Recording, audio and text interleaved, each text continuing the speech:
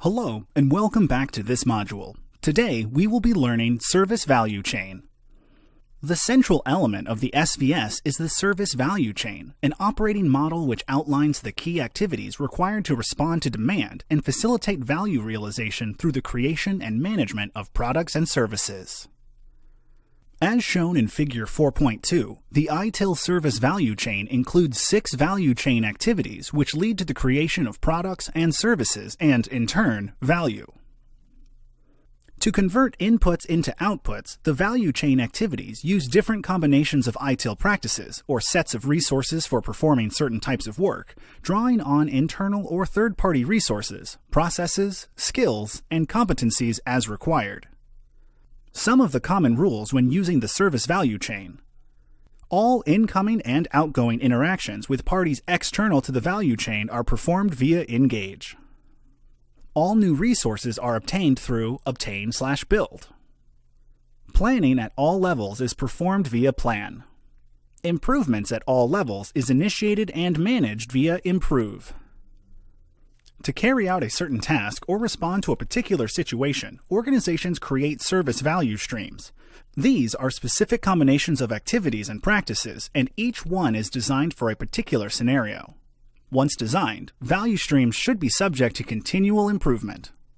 Example of a service value chain, its practices and value streams.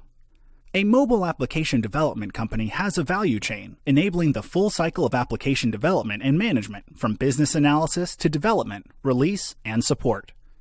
The company has developed a number of practices supported with specialized resources and techniques: business analysis, development, testing, release and deployment, and support. Although the high-level steps are universal, different products and clients need different streams of work. For example, the development of a new application for a new client starts with initial engagement or pre-sale, then proceeds to business analysis, prototyping, the drawing up of agreements, development, testing, and eventually to release and support.